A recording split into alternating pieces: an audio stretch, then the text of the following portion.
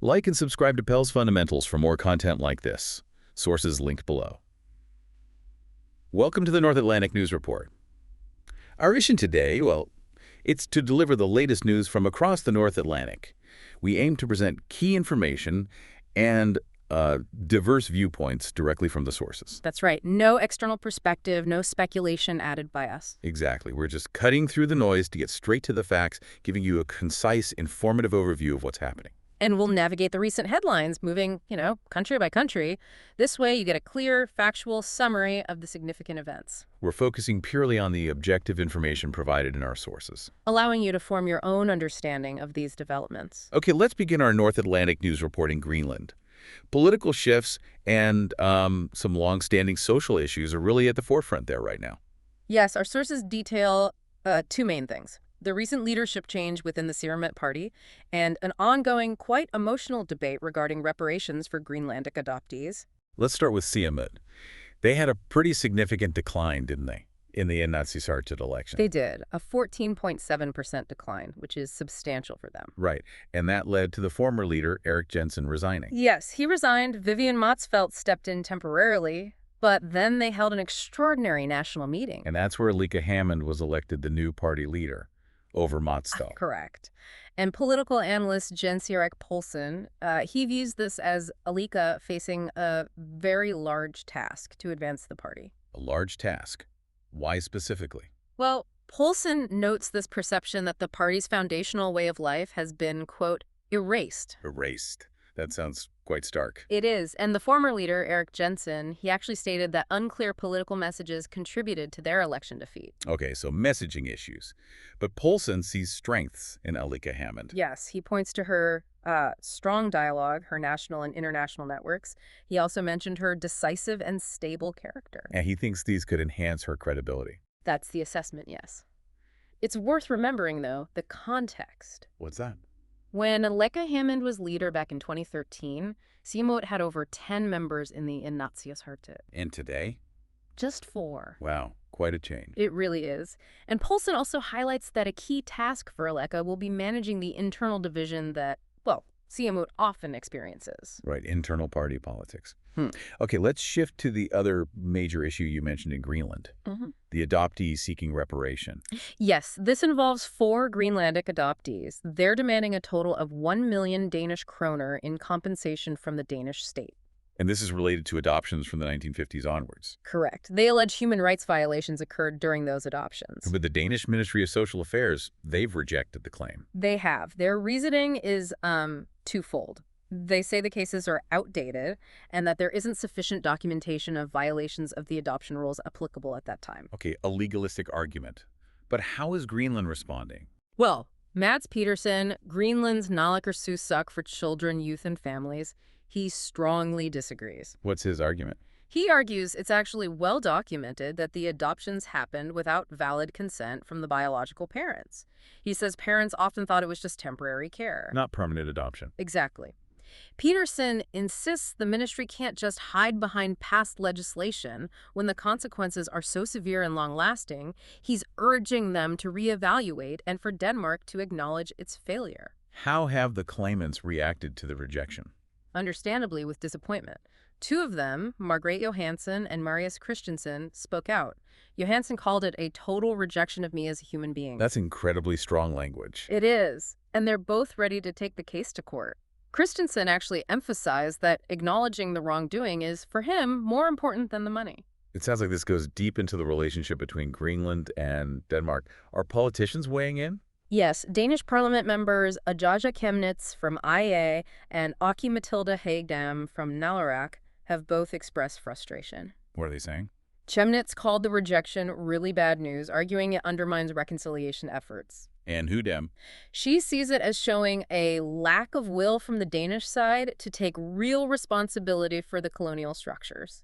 She's even calling for a new law. A new law? Yes, in the Danish Parliament, to ensure Denmark takes responsibility for all its colonial actions towards Greenland, perhaps modeled on victim compensation laws. Okay, very significant and sensitive issue there. Let's turn our attention now to Iceland. Several different developments happening there. That's right. We'll cover a complex criminal investigation, some ongoing political debates, unusual weather, and then look at the latest political polls. Let's start with that criminal investigation. A French woman in custody, denying accusations of murdering her husband and daughter at the Edition Hotel in Iceland. Yes, a very serious case. And a key detail that's emerged is that the family had drawn up wills in Iceland, covering about 1 billion Icelandic krona in assets. 1 billion ISK. That's a lot. And they drew these up in Iceland. Right at the start of their trip, apparently. They also emailed the wills to relatives in New Caledonia. It adds a complex layer to the investigation. The investigation itself spans multiple countries. It does. Ireland and France are involved. Irish authorities searched the family's home in Dublin. And the cause of death. Sources say the father and daughter were stabbed to death. The woman had one non-life-threatening stab wound, needing intensive care. Is there anything about the weapon or weapons? Police suspect multiple sharp weapons were used, and they might have been brought to Iceland by the family. Okay. And the family's background. They lived in Ireland. Since 2017, yes. The father was from New Caledonia, a French territory. The woman was born in France with Asian parents. They stayed a week at the Edition Hotel, very expensive rooms. And the police are seeking to extend her custody. That's the plan, yes, as the investigation continues. Okay. Moving to Icelandic politics. A major debate in the Alþingi about a fishing fee bill. A very protracted one. It's currently the third longest parliamentary debate since 1991. Almost 105 hours so far. Third longest. What were the longer ones? The iSave accounts debate in 2009, that was over 135 hours.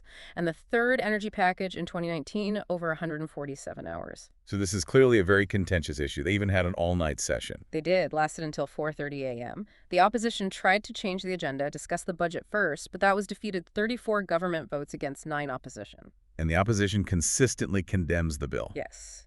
But the Minister of Industries, Hanna-Katrin Friðriksson, she's been clear. The bill will be passed this spring session. So it sounds like a stalemate. Pretty much. Mutual accusations of inflexibility flying between the government and opposition MPs. Okay. Let's shift from political heat to actual temperatures.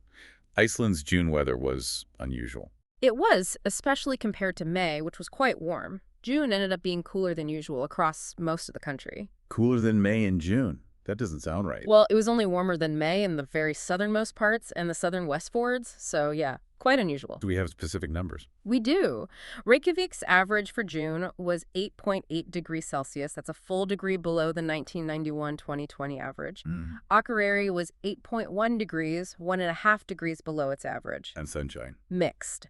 Reykjavik got a bit more sun than average, about 203 hours, but Akureyri had significantly less, about 131 hours, which is nearly 60 hours below average. Interesting variations. Okay, finally for Iceland, the political polls. A big shift reported. A very noticeable one. The new Gallup poll shows the Social Democratic Alliance with its highest support since way back in April 2009. Highest since 2009. What's their number? They're at 31.8%. They gained about a point. The Independence Party lost almost a point, down to 20.6%. How are the other parties faring? Let's see. Reform Party at 13.7%. The Center Party gained 2 points, up to 10.7. People's Party lost a point, down to 6.5. Progressive Party holding at 5.6%. And the party's not currently in Parliament. Pirates at 4.1%. Socialist Party 3.3%. Left Greens 3.2%. What about overall government support? That's decreased by 4 percentage points and now stands at 63%. So if there were an election now, based on these polls? Hypothetically, the Social Democrats could gain 8 seats for a total of 23. The Independence Party might gain 1 for 15 seats total, so potentially significant shifts. Right. Interesting times politically in Iceland. Okay, let's conclude our North Atlantic news report in Shetland. A unique rescue and renewable energy concerns. Exactly. We'll touch on a rather strange incident in Lerwick, and then look at the latest figures around the Viking wind farm, specifically constraint payments. Start with the rescue. Someone trapped in a phone box. Or possibly beside it. The reports are slightly conflicting. But yes, firefighters were called out in Lerwick yesterday afternoon, just after 5 p.m. Near the Freefield Pharmacy. That's right, junction of Burrode and North Road. 1 fire crew attended. A BT engineer also came to make the phone box safe. Was anyone hurt? No casualties reported, thankfully. Firefighters left around 6:2 p.m. The slight confusion is whether the person was in the box, as the fire service said, or stuck between it and a wall, as a witness suggested. Well, Glad they got out safely, however it happened. Okay, on to the Viking wind farm. Constraint payments are a big issue. They really are. Figures from the Renewable Energy Foundation, REF, show SSE claimed over 1.1 million in constraint payments just this month up to Sunday. Over £1 million for power they could have generated but didn't. Essentially, yes. REF estimates that 78%, a huge figure of what Vikings operators claimed they could generate in June, was actually discarded, not fed into the grid. 78% discarded. That's staggering. It is, and it leads to local frustration. Concerns have been raised on a Stop More Wind Farms on Shetland Facebook page about the turbines often just not turning. So people see idle turbines but know the operator is getting paid. That's the perception driving the frustration. SSE's position, though, is clear. Which is? They state it's the National Electricity System operator, not SSE, who decides who gets constrained when the grid is full. So it's a grid capacity issue, fundamentally. That's SSE's argument. They say the fix is faster grid upgrades. They also mention they're investing billions in building out the grid to handle more capacity and deliver clean energy across the UK. So generating the power is one thing. Getting it where it needs to go is another huge challenge. Precisely. It's a major bottleneck in the renewable energy transition, not just in Shetland, but in many places. A recurring theme, it seems. Well, that covers our North Atlantic news report for today. Like and subscribe to PAL's Fundamentals for more content like this. Sources linked below.